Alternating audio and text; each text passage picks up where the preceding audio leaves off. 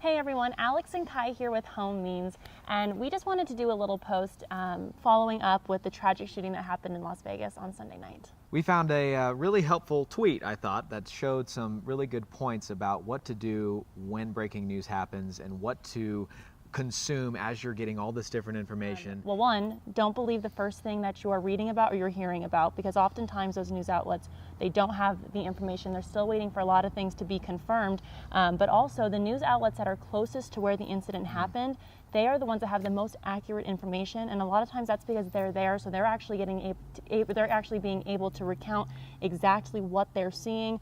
Maybe they were there when the incident happened, and so they can kind of recount their personal experience, and so that tends to be a little bit more accurate than some of the other news outlets that are farther away from where the incident occurred. And they have the local know-how of the area, unlike some of the big national networks that are describing a scene or talking about an area that they don't know much about just because they don't live there. So yes, local affiliates are very, very helpful. And I think we're kind of guilty of this almost in the sense of you see something and you immediately go, that must be true. You start to see all these articles, and really what's best is that we just take a moment, breathe. So when you see all those different tweets or Facebook posts, sometimes sharing it right away isn't the best thing to do, because then you're contributing to the problem if it happens to be incorrect or there's not enough information out there.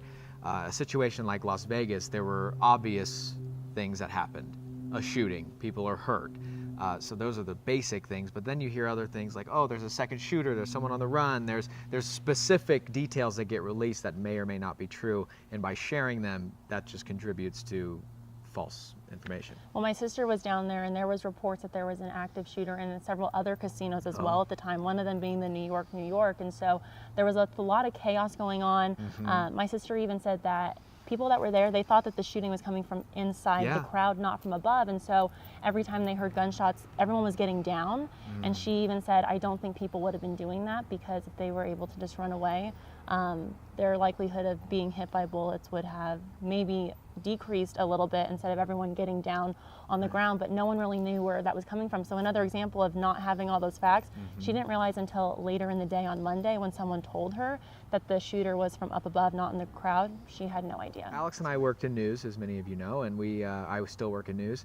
And there are trigger words I think that a viewer should be aware of. They're just like a viewer, an anchor or a reporter or producer are all collecting so much information that when we're working on getting this or that confirmed, that means they don't know yet. Really, they're working on getting it confirmed. They are doing something, but whatever they're saying isn't 100% yet.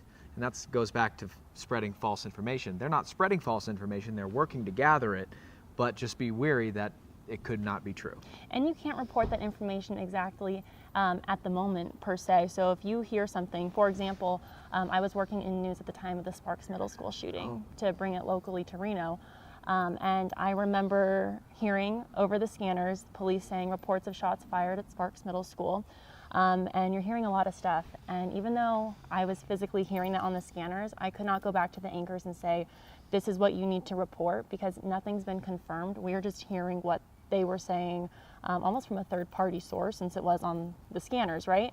And then we also had a woman who I spoke to on the phone. Her husband was a first responder on the scene, and she was divulging some information to us, which in the end happened to be true, but we still couldn't report that yet because she was not an official authority who we could say was a credible source at the time. You know what I mean? Unless there's like eyewitnesses. If they're saying, I saw this, but that's a little different. She was like, she wasn't there. She was saying, my husband, who's a first responder, is saying that this happened. So it's a totally different story. So another instance where you have to be careful, and I think sometimes that is tricky when it comes to news, because we were on air for so long when that happened, and the anchors, reporters had to just keep saying the same things over and over again.